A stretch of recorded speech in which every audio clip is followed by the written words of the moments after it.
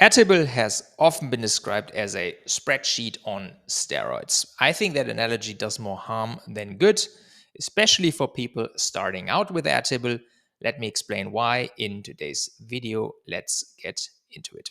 Before we get started though, if you like this type of content, make sure to subscribe to this channel, like this video, tell a friend or colleague about it, would mean a lot.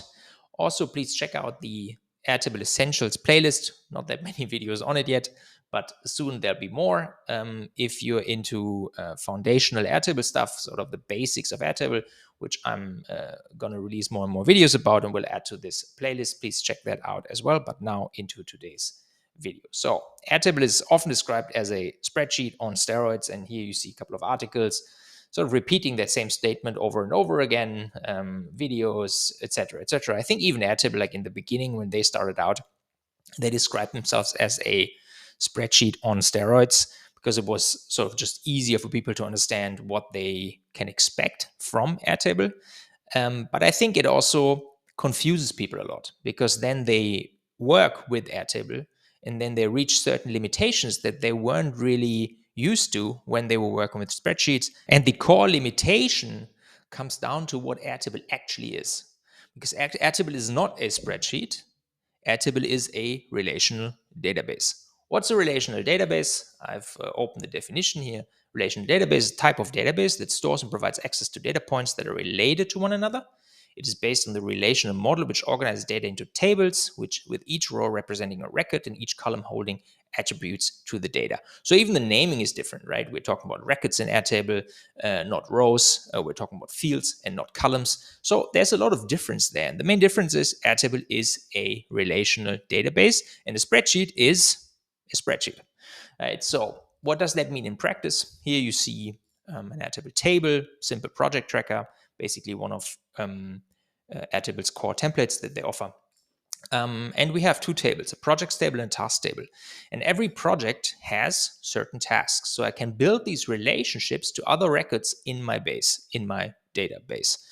And in this case, a project record is linked to certain tasks. This is something that is not that easy to do in a spreadsheet, of course, because there we can't link that easily to other data. The spreadsheet basically is much more flexible. A spreadsheet, I've done the same sort of data here in a project tracker and a spreadsheet. A spreadsheet has a cell-to-cell relationship, right? In spreadsheets, we're used to sort of linking from this cell to that cell, from this cell to that cell. You see spreadsheets that sort of are organized in one worksheet into different segments, right? And that is sort of how a spreadsheet works. And the benefit, of course, of a spreadsheet is flexibility. The benefit of Airtable is structure. But with structure in Airtable and sort of structuring your data in a certain way, every field is a certain type, right? On every field, we set this type. We can link between data. We build a very, very structured system. Often, that's also the intention behind Airtable, to have a structured system. But with that structured system, we lose flexibility. In sheets, and often a reason why people move away from sheets is things got chaotic, right? We've probably all been part of projects, companies where a lot of sheets are used and they're very, very chaotic and no one really knows anymore what's going on, right? Like every sheet has millions of columns, millions of, maybe not millions, but a lot of columns, a lot of values, and basically becomes chaotic. We're losing that structure, but we have a lot of flexibility. So a use case often and where I see a lot of Airtable newcomers sort of being confused is if we have, let's say, a budget, and then this is 500, 1,000, and 1,500. Let's format this as dollars. And of course, in spreadsheets, people being used to working with spreadsheets for many, many years, we can just use a formula here, say sum, and there we have it, right? There's our sum. In Airtable, if we do the same thing and we say budget and we use a currency field and same values here, how do I sum these values? There is in the front end, of course, the sum here. So we also see that sum being 3,000. But if I want to work with that data now, I'm sort of stuck, right? Because the data, like the sum of this, isn't really here. And usually, like, we need to have a workaround in Airtable. So, or we need to create another table that we use to summarize, right? Which for some people might feel complicated when they come from sheets, right? Might feel like, okay, why do I have to do that? But the reason why we have to do that is because we want to maintain a certain structure, because that's going to be beneficial in the future in order to work with that data. That's the core idea. So in Airtable, just to finish this example, right, we would, I don't know, call this budgets, and then we would, I don't know, call this phase one or whatever these budgets are for, and we would link to projects, and we would link to all of them. And now there's a field type which is called rollup. Of course, should be called nodes. Going to fix that in a second. But I use budget here. Sum is correct as a formula. And now we have sort of, there we go. And now we sort of have our same, we also fix this budget. We have the same value here as well that we can work with.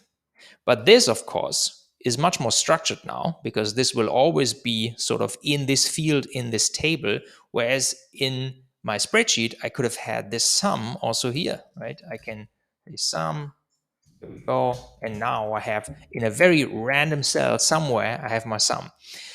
And this allows anyone basically to build chaotic structure. Whereas in Airtable, the like we as maintainers of an Airtable base are sort of setting a certain structure, and then the entire team will have to work into that structure, ideally. There's like a few more considerations. There's also there's potential for making any Airtable base chaotic as well. For instance, if the projects table does not only have projects, but also has some smaller tasks suddenly, etc. And that kind of stuff, of course, happens. But sort of per how it is structured from the get-go, it's sort of organized into projects, tasks. Then we have made this sort of budgets where we roll up the budgets that we have or had on those projects. So to summarize, with Airtable, we have a relational database tool. Basically, we have a way of creating structured data, building relationships between data, setting fields that will always be the same. Like a date field will always have dates. A currency field will always have currency numbers, right, or amounts in dollars, euros, whatever you set as your currency. Is very, very structured. A spreadsheet gives you much more flexibility, but is chaotic, right? You have cell-to-cell relationships, and even if you create more worksheets, you can have cell-to-cell relationships between worksheets, right? So you can do whatever you want to do, basically, in it, but that can easily lead to chaos. So the main difference between these two tools is Airtable is not a spreadsheet. Airtable is a relational database tool. And that's why I think calling Airtable a spreadsheet on steroids does more harm than good, because it creates a wrong mindset when approaching Airtable.